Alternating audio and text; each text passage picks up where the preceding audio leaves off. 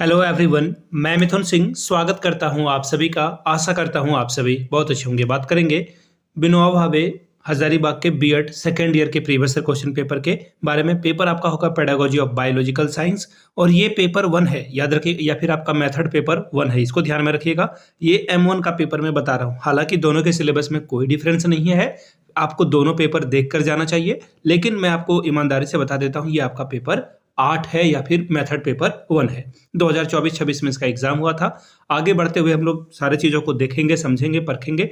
आगे बढ़े उससे पहले मैं आपको बता दूं, अगर आपको पिछले 5 साल के विनोबा भावे के जितने भी क्वेश्चन पेपर हैं चाहिए तो वो 49 रुपीज में आपको अवेलेबल करा दिया जाएगा, ताकि आपका एग्जाम बेहतर ढंग से जा सके। दूसरी बात, 199 रुपये में आपको सजेशन मिलेगा, जिसमें PYQ फ्री में मिल जाएगा। अब सबसे पहली बात आती है सजेशन क्या होता है सर। सजेशन यानी कि वेरी वेरी इंपॉर्टेंट क्वेश्चन, गिने चुने सवाल पढ़कर जाएं, एग्जाम में बेहतर प्रदर्शन करके आएं। इस बार का जितना भी एग्जाम हुआ है विनोबा भावे में 80% 80/80 का जो है रेशियो रहा, यानी कि हर एक सवाल MCQ, शॉर्ट, लॉन्ग, तीनों सवाल जो है हमारे ही सजेशन से आए हुए थे। अब बात आती है कि सर ये सजेशन जो है, आप सजेशन में क्या क्या दोगे, तो मैंने आपको पहले बता रखा है कि ये MCQ आपको मिलेगा, शॉर्ट क्वेश्चन आपको मिलेगा यहाँ पर, इसके अलावा आपको लॉन्ग क्वेश्चन भी इसमें देखने को मिल जाएगा। ठीक है, 3 बात आपको समझ में आ गई। अब देखिए सजेशन हम लोग तैयार कैसे करते हैं। सजेशन के लिए जो हम लोग सजेशन तैयार करने की बात करते हैं, हम लोग 4 अलग अलग एक्सपेक्ट को ध्यान में रखते हुए जो है इसे तैयार करते हैं। पहली बात, पिछले 10 साल के PYQ को हम लोग देखते हैं कि किस तरह के सवाल पूछे गए थे।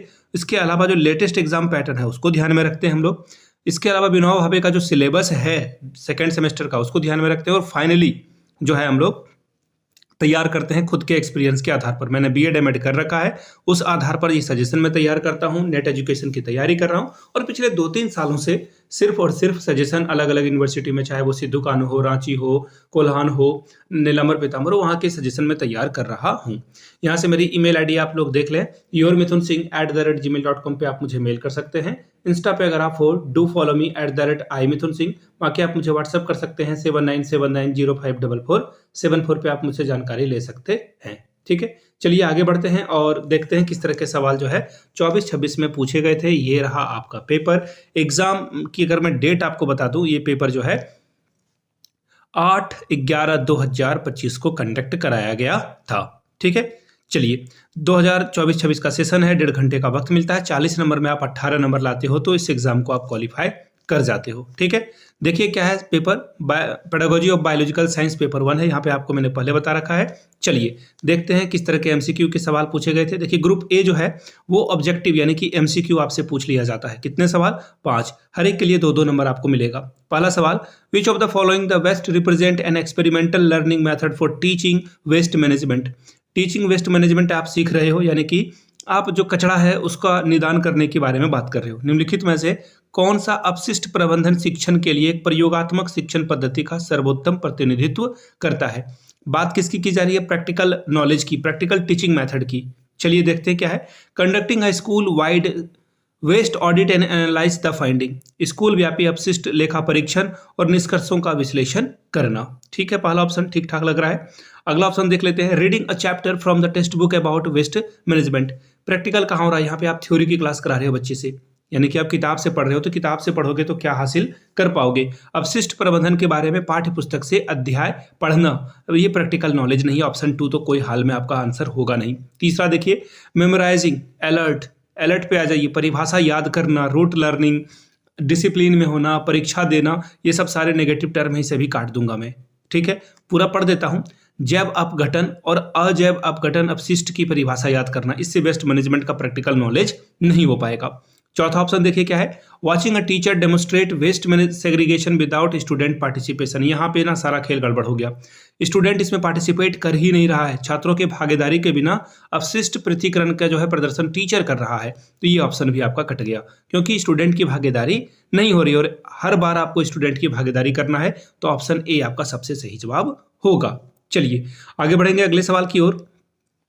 The first step of scientific method is. देखिए ये क्वेश्चन ना कई बार साइंटिफिक मेथड से ये सवाल आ चुका है कि इसका पहला मेथड क्या होता है। तो पहला मेथड होता है किसी भी चीज को ऑब्जर्व करना, किसी भी चीज को ऑब्जर्व करना। Making an observation is the right answer. ये सारे ऑप्शन बाद में आते हैं, पहला ऑप्शन आ जाएगा मेकिंग एन ऑब्जर्वेशन। आगे बढ़ेंगे तीसरे सवाल की ओर।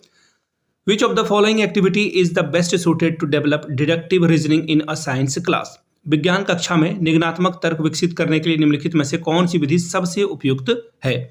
Derive the law of a conservation of mass from the experimental observation. आपने पहले एक्सपेरिमेंट किया, उससे जो है आपने लॉ ऑफ कंजर्वेशन डिराइव किया। बात किसकी हो रही है? आप एग्जाम्पल की ओर गए पहले, उसके बाद आपने रूल को तैयार किया। ये किस में होता है? ये आपका डिडक्टिव रीजनिंग में इंडक्टिव रीजनिंग में होता है या फिर इंडक्टिव मेथड में होता है। तो ये ऑप्शन तो आपका नहीं हो पाएगा। आगे देखिए अगला, यानी कि प्रायोगिक परीक्षणों से जो है द्रव्यमान संरक्षण का नियम ज्ञात करना। एग्जाम्पल से आप जो है रूल की ओर जा रहे हो, जनरल से स्पेसिफिक की ओर जा रहे हो। अगला है predict the outcomes of an experiment based an establishment scientific law.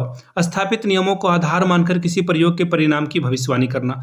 पहले से जो नियम बने हुए हैं उसी के प्रयोग के परिणाम पर, यानी कि यहाँ पर रूल पहले आ रहा है और उसका आप जो है जनरलाइजेशन सिंपल वे में स्पेसिफिक से जनरल जा रहे हैं। ये ठीक है आपका, ये सही हो सकता है। तीसरा देखते हैं, ask student to identify the example of a chemical reaction. छात्रों से रासायनिक क्रिया का उदाहरण पहचानने को कहना। इसका कोई लेना देना नहीं है इंडक्टिव या फिर डिडक्टिव से। Conduct experiment to demonstrate the effect of a temperature और रिएक्शन रेट। प्रतिक्रिया दरों पर तापमान के प्रभाव को प्रदर्शित करने के लिए प्रयोग आयोजित करना। यहाँ पे भी आप एग्जाम्पल कर रहे हो और यहाँ पे आपको डिडक्टिव रीजनिंग के बारे में बोला गया। और डिडक्टिव रीजनिंग में क्या होगा कि आप रूल से जो है एग्जाम्पल की ओर जाते हो। तो ये ऑप्शन 2 आपका क्या होगा? सबसे सही जवाब हो जाएगा। आगे बढ़ेंगे क्वेश्चन नंबर डी की ओर। Who change the position of a Herbert lesson plan.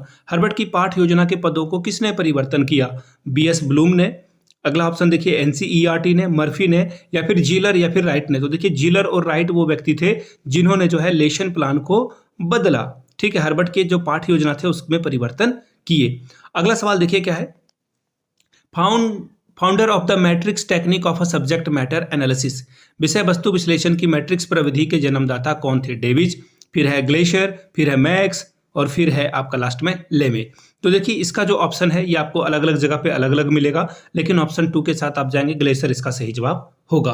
अब बात करेंगे ग्रुप बी की। 2 सवाल का आंसर आपको करना है, शॉर्ट वाले सवाल है। 5 + 5 10 नंबर आपको यहाँ से मिलेगा। क्या है सवाल? देखिए पहला question number 2, what are the advantages of a flipped classroom. उल्टे कक्षा के क्या फायदे हैं? तीसरा सवाल है, write a note on experimental learning method. अनुभवजन्य शिक्षण विधि पर एक नोट लिखिए। चौथा सवाल है, right an example of a learning by doing method. Learning by doing method के बारे में किसने बात की? परियोजना विधि के बारे में जॉन डीवी और किलपैट्रिक ने। करके सीखना जो है विधि का एक उदाहरण लिखें। बात करेंगे ग्रुप सी की। 2 ही सवाल आपको फिर से यहाँ पे करने हैं। 10 + 10 20 नंबर आपको यहाँ से मिलेगा। क्वेश्चन 5वां, explain how you would correlate biology with other subject. आप जीव विज्ञान को अन्य विषयों के साथ कैसे संबंधित करेंगे, इसका वर्णन करें। छठा सवाल, write down the pedagogical analysis of a topic human digestive system, यानी कि मानव पाचन तंत्र विषय वस्तु का शिक्षा शास्त्रीय विश्लेषण करें। 7वां सवाल, explain the nature, scope and history of biological science. जीव विज्ञान की प्रकृति, क्षेत्र और इतिहास का वर्णन कीजिए। यह सवाल था आपका। तो ये बायोलॉजिकल साइंस का पेपर था जो मैंने आपके साथ डिस्कस कर दिया। अगर आपको विनोबा भावे के पिछले 5 साल के क्वेश्चन पेपर चाहिए तो आप ये 49 में एक्वायर कर सकते हैं। इवन 5 से ज़्यादा साल के ही क्वेश्चन पेपर मैं आपको प्रोवाइड कर दूंगा। दूसरी बात, 199 रुपये में आपको सजेशन मिलेगा जिसमें PYQ आपको फ्री ऑफ कॉस्ट अवेलेबल करा दिया जाएगा। यहाँ से मेरी ईमेल आईडी आप देख लें, yourmithunsingh@gmail.com पे आप मुझे मेल कर सकते हैं। इंस्टा पे अगर आप हो, डू फॉलो मी @imithunsingh, वहाँ के आप मुझे व्हाट्सअप कर सकते हैं 7979054474 पे। वीडियो को यहाँ तक देखने के लिए आप सभी का बहुत बहुत शुक्रिया। Have a good day.